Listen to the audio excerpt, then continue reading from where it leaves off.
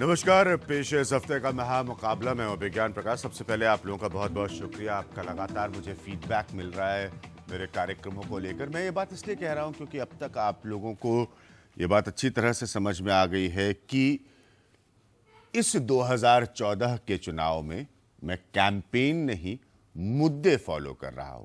बहुत अहमियत रखते हैं। आज के प्रोग्राम की शुरुआत करने से पहले नरेंद्र मोदी की एक हैदराबाद में हुई पब्लिक मीटिंग का मैं जिक्र करना चाहूंगा। और मैं सुन रहा था उस पब्लिक मीटिंग में नरेंद्र मोदी को। उन्होंने कहा, और हर नेता अपनी बात इसी तरह से कहता है चुनाव के समय, कि नौजवानों को एड्रेस करते हुए कि आपके पास नौकरी नहीं है, लेकिन मेरे दिल में आपके लिए जगह है। बिल्कुल सही बात है। मोदी साहब के दिल में नौजवानों के लिए जगह है। इसी तरह की जगह राहुल गांधी के दिल में है, इसी तरह की जगह कोई केजरीवाल के दिल में है। सबके दिलों में नौजवान के लिए जगह होती है। अखिलेश यादव से मेरी मुलाकात हुई थी लखनऊ में, तो उन्होंने बताया कि किस तरह से उन्होंने बहुत ज़्यादा नौजवानों पर ध्यान दिया है, उनको रोज़गार दिया। लेकिन असलियत में क्या है तस्वीर? जब हम एम्प्लॉयमेंट, रोजगार के आंकड़ों को राष्ट्रीय स्तर पर देखते हैं तो वो बड़ी कॉम्प्लेक्स पिक्चर है। अपील सब करते हैं। मनमोहन सिंह को अगर मैं यहां पर कोट करूं तो आपको बहुत अच्छी तरह से पता होगा कि उन्होंने बार बार लगातार हर भाषा में, हर भाषण में ग्रोथ ग्रोथ ग्रोथ ग्रोथ की बात की। यानी कि तरक्की, ग्रोथ का मतलब जो मुल्क की ग्रोथ हो रही है। कोई भी आप इस तरह के कागज मेरे सामने पड़े हैं, रिपोर्ट उठाकर पढ़ते हैं, उन सब में सरल बात में ये लिखा होता है कि अगर तरक्की है तो नौकरी मिलेगी, अगर तरक्की है तो आर्थिक तरक्की होगी। लेकिन ये सब कुछ वाकई क्या हिंदुस्तान के नौजवान को मिल रहा है? जरा बहुत ध्यान से सुनिएगा। जानकार लोग हैं आज के पैनल में। क्या ये चुनाव के बाद नौजवान ये महसूस करेगा कि बदलते हिंदुस्तान में उसके पास नौकरी के अवसर पहले से ज्यादा है? बयानबाजी, भाषणबाजी अपनी जगह, क्या वो महसूस करेगा कि उसके पास ज्यादा जॉब है? मैं आपको आज के अपने पैनल से मिलाता हूं। मेरे साथ वी सुरेश साहब हैं जो कि एग्जीक्यूटिव वाइस प्रेसिडेंट है Naukri.com के। मेरे साथ संजीव सांगी हैं जो कि प्रोफेसर है IIT दिल्ली के। हर्ष मंदर है, आप सब उनको जानते हैं, फॉर्मर IAS ऑफिसर है, NCPRI के सदस्य हैं। रणदीप सुरजेवाला है, एक नौजवान चेहरा है, कांग्रेस पार्टी के का स्पोक्स पर्सन भी है कांग्रेस पार्टी के। अमिताभ सिन्हा है, भारतीय जनता पार्टी के सीनियर लीडर हैं, उनके इंटेलेक्चुअल सेल का वो प्रतिनिधित्व करते हैं। राहुल गुप्ता है जो कि रीजनल चेयरमैन है एक्सपोर्ट प्रमोशन काउंसिल के। इनसे हम जानने की कोशिश करेंगे नई जो अपॉर्चुनिटीज होती है उसमें क्या वाकई नौजवान को नौकरी मिलती है। वेणुगोपाल धूत साहब आप सब जानते हैं, एक देश के जाने माने उद्योगपति हैं। मैं आपको प्रोग्राम शुरू करने से पहले 10 सेकंड में एक बात बताता हूँ। कई बार हमारे यहाँ भी होता है, हम ये हमारे नौजवान बहुत पसंद आता है इनके साथ मुझे कार्यक्रम करना। ये आते हैं और शो खत्म होने के बाद सबसे ज़्यादा कहते हैं कि अपना नंबर दीजिए, अपना ईमेल दीजिए और ये बताइए कि अगर हमने जर्नलिज्म का कोर्स कर लिया तो नौकरी कैसे मिलेगी। समझिए इस बात को, ये सबका प्रश्न है। ये भी चाहते हैं कि भाई आपके कार्यक्रम में आए तो क्या हमारे लिए नौकरी मिल जाएगी हमें यहाँ पर। ये सबका तो भाषणबाजी, नेतागिरी से आगे मूव करते हुए हम आपको बताएं, सबके आंकड़े हैं मेरे पास यूपीए के 10 साल के कार्यकाल के और एनडीए के कार्यकाल के। वी सुरेश, मैं आपसे शुरू करता हूं। एक नौजवान जब इलेक्शन की तरफ देखता है तो झंडे भी वो फहरा लेता है, नेता के पीछे नारे भी वो लगा लेता है, लेकिन अल्टीमेटली आखिरकार उसके दिल में ये चाहत होती है कि यार ये नेता के साथ है या पार्टी के साथ है, काम मिल जाए। मेरे ख्याल से क्या है कि एक चीज़ से हम सोच रहे हैं कि एक और इलेक्शन आके मुझे नौकरी दे देगी। इलेक्शन क्यों देना है मुझे नौकरी? इफ आई हैव, मुझे election is a event that happens every 5 years। Okay, right. मेरे ख्याल से मेरे दिल से मैं क्या काम करता हूँ, I am passionate about it, whatever I do, whether I, to me, I मैं BA इंग्लिश लिटरेचर पढ़ता हूँ और BE पढ़ता हूँ और MBA पढ़ता हूँ, जो भी है, opportunities are plenty in the market. ठीक है।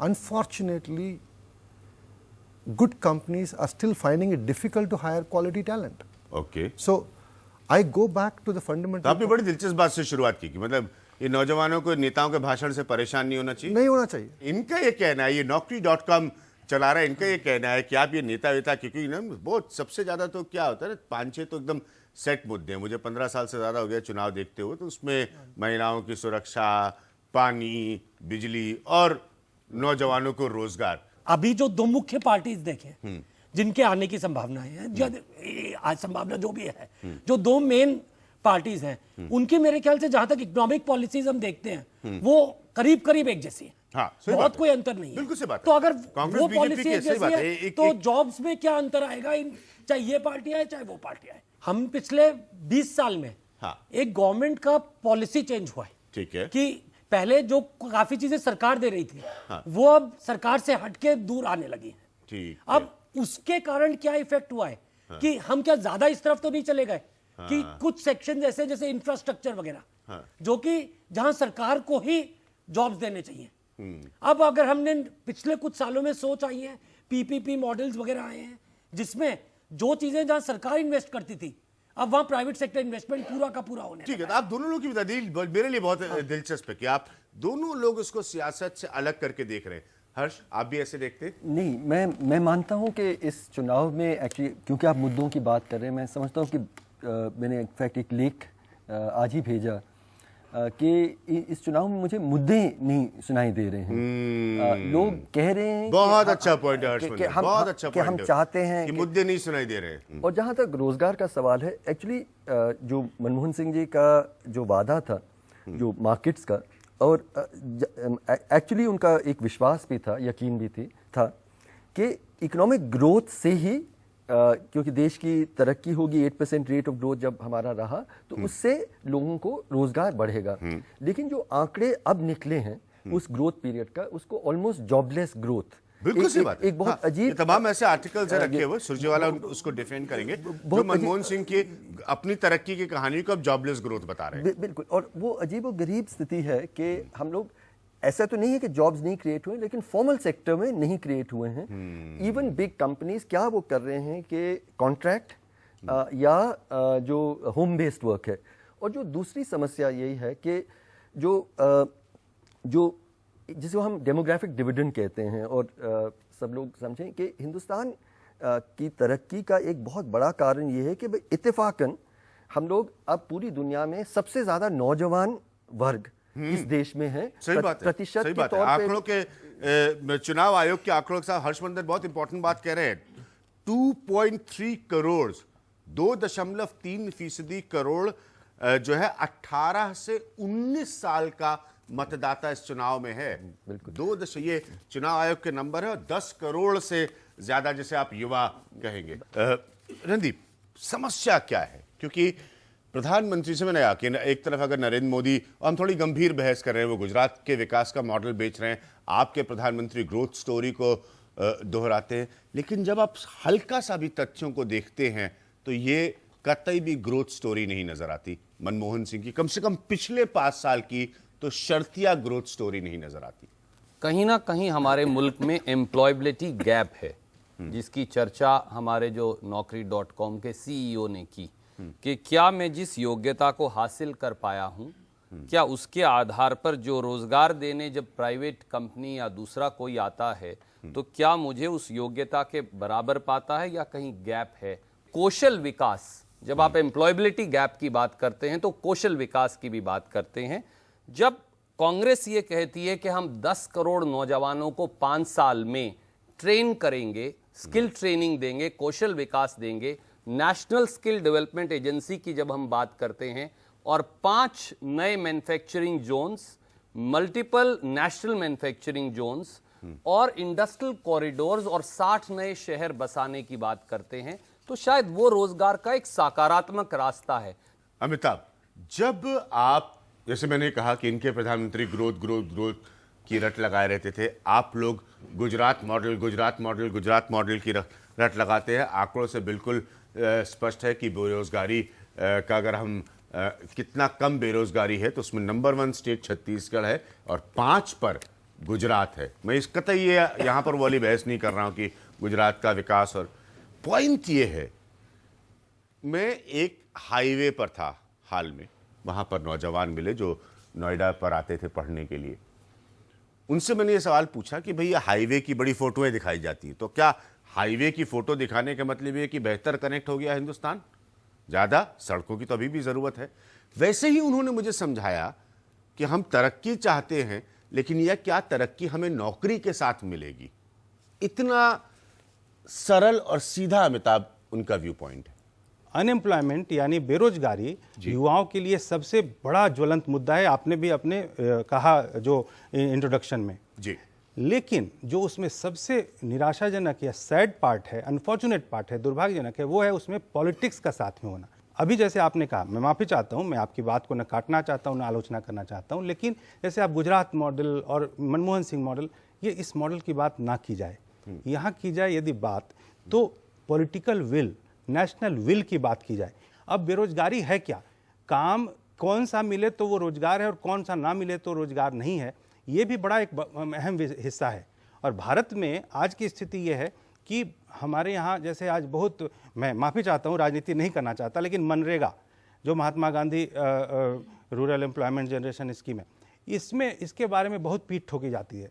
मैं मानता हूं व्यक्तिगत तौर पे, और साथ में मैं मानता हूं कि जो भी इसके विशेष विवेचना करेगा वो मानेगा कि इसने मूलतः देश का अहित किया है। अहित इसलिए किया है कि देखिए, आप जॉब रोजगार की यदि गारंटी देते हैं तो इसका मतलब है कि आप स्किल को हटा रहे हैं। और जैसे growth growth growth doctor Manmohan Singh करते हैं, इन सभी राष्ट्रीय और अंतर्राष्ट्रीय जो एजेंसियां हैं वो कहती हैं कि ये जो ग्रोथ है ये जीरो एम्प्लॉयमेंट ग्रोथ है। अभी आप SEZ से भी राहुल डील करते, फैक्ट ये है कि आप कहते हैं साहब ये नया विकास का इलाका खोल दीजिए, थोड़ा सरल भाषा में इस्तेमाल कर रहा हूं, माफ करिएगा, और इससे इतनी नौकरियां मिल जाएंगी। फिर कोई मुख्यमंत्री जी आते हैं वो फीता काटने वाली सेरेमनी में, फिर वो मंच पे खड़े हो जाते हैं बड़ा वाला माइक लेके, और 5 उनके मंत्री और चमचे पीछे खड़े होते हैं। वो बताते हैं कि देखिए हमने ये लगा दिया यहाँ पे, अब इसके बाद हो सकता है उनके बड़े नेता भी आ जाए फीता काटने, और ये जो SEZ बनेगा इसमें इतने हजार युवाओं को रोजगार मिलेगा। क्या ये हकीकत है? SEZ मिलता है तो लोगों को नौकरी मिलती है, और SEZ जैसी और जितनी मैन्युफैक्चरिंग पॉलिसीज हैं, हाँ। वो एक बहुत छोटे बच्चे हैं, उनको 20-25 साल 30 साल का होराइजन की जरूरत है, जो कि 10 साल बाद ही सरकार को लगने लगता है, जो पीछे देखा गया है कि सपोर्ट की जरूरत नहीं है, और वो इतना बड़ा होता ही नहीं कि वो अपने पैर पे चल सके। उससे पहले एक और नई पॉलिसी साथ में आ जाती है। अब सरकार भी बहुत 10-15 पॉलिसीज पे फोकस नहीं कर सकती, कोई भी फोकस नहीं कर सकता। हर आदमी को कुछ लिमिटेड पॉलिसीज चाहिए जिस पे फोकस कर सके, चाहे वो सरकार हो चाहे उद्योग हो। तो मेरा मानना है, हमारा जो SEZ में एक्सपोर्ट प्रमोशन काउंसिल UEZ में मानना है कि मैन्युफैक्चरिंग पॉलिसीज बहुत लिमिटेड रहें, जिसके ऊपर सरकार रिव्यू कर सके, ओवरव्यू कर सके, सपोर्ट कर सके, और वो अपने आप स्वावलंबी होकर आगे बढ़ सकें। वेणुगोपाल दूत साहब, आप लोगों को खुद भी नौकरी देते हैं, एक उद्योगपति हैं, और आप ये भी जानते हैं कि तरक्की की कहानी बदलते हिंदुस्तान में कितनी इंपॉर्टेंट है। मेरा सीधा सवाल आपसे है, क्या तरक्की का मतलब नौकरी होता है? कई लोग यहां मानते हैं पॉलिटिक्स और नौकरी का रिश्ता नहीं है। नहीं, डेफिनेटली अगर सबको नौकरी मिले तो वो देश की तरक्की है। और नौकरी में भी सैलरी बहुत अच्छी मिलनी चाहिए। आप देखिए वर्ल्ड ओवर जो है, हमारे जितने टैलेंटेड लोग तो कहीं भी आप नहीं, मेरे तो पूरी दुनिया भर में काम है। इंडिया में जितने टैलेंटेड लोग मिलेंगे उतने कहीं नहीं मिलेंगे, पर यहाँ जो नौकरी है वहाँ को उनको जो तनख्वाह चाहिए उतनी तनख्वाह यहाँ पे नहीं मिल सकती है, क्योंकि कंपटीशन बहुत ज्यादा है। जिन्होंने IIT, IIM ऐसे बड़े बड़े कोर्स किए हुए, ऐसे लोगों की तो बहुत ही शॉर्टेज है आज, क्योंकि वो उनको तो दुनिया के कहीं भी जगह रख लो उनको तो डिमांड है ही। दूसरे जो एजुकेटेड लोग हैं वहाँ पे कोई कोई लोगों को डिग्री बहुत जल्दी मिल जाती है, और डिग्री मिलने के बाद नॉलेज पूरा हो या ना हो, अकाउंटेंसी पूरी आए या नहीं आए, इंजीनियरिंग पूरी आए या नहीं आए, उनकी आशा बहुत बड़ी हो जाती है। और इंटरव्यू में जब वो कार फैक्ट्रीज में जाते हैं तो इंटरव्यू के टाइम पे उनको नौकरी नहीं मिलती है तो फ्रस्ट्रेट हो जाते हैं। पहले एक जमाना हम फैक्ट्री का बताते हैं, कारखानों में अगर वर्कर को कम कर दे तो वो यूनियन करके कैसे भी करके वापस आता था। आज वैसा है नहीं। वर्कर को आप बोलते कि हमें काम कम करना है तो बोले ठीक है हमारा कॉम्पेंसेशन दो, हम जा रहे हैं। फिर भी हमारे देश में सरकार जो इंडस्ट्रियलाइजेशन करना चाहे उतना इंडस्ट्रियलाइजेशन अभी उन्होंने किया नहीं है, इंफ्रास्ट्रक्चर के प्रोजेक्ट आए नहीं है। मैंने यहाँ पर एक ब्रेक, हमने तकरीबन आखिरी आधी घंटे में सबको बहुत इत्मीनान से सुना। मैं सीधे आऊंगा नौजवानों के पास, मैं जानना चाहता हूँ, देखिए थोड़ा सा समझने की कोशिश कीजिए, ये सब विषय बड़े जटिल होते हैं उठाने के लिए, क्योंकि अब नौजवान नहीं समझ रहा है कि मैन्युफैक्चरिंग सेक्टर कैसे बदलना है, SEZ में कौन सी पॉलिसी है, कहाँ पर बदलाव हुआ। वो ये सुन रहा है कि मोदी जी कह रहे हैं कि उनके दिल में जगह है, मनमोहन साहब कह रहे हैं कि उनकी तरक्की का रिकॉर्ड देख लीजिए, राहुल गांधी कह रहे हैं कि हम एक बड़ा विजन लंबा लेकर चलेंगे, और कोई नई सियासत में नए नए आए आम आदमी पार्टी या वो भी बता रहे हैं कि हम कैसे करें। अब इन सब में ये कंफ्यूज्ड हैं, इनको नहीं समझ में आ रहा है, इनको नहीं समझ में आ रहा है कि एक लेवल प्लेइंग फील्ड के हिसाब से कैसे इनको नौकरी मिले। मैं इनके सवाल लूंगा एक छोटे से ब्रेक के बाद, समझने की कोशिश करूंगा कि ये क्या देखते हैं, क्या इनको वाकई लगता है कि ये इतना बड़ा एजेंडा है जिसके आधार पर इनको वोट देना चाहिए 2014 में।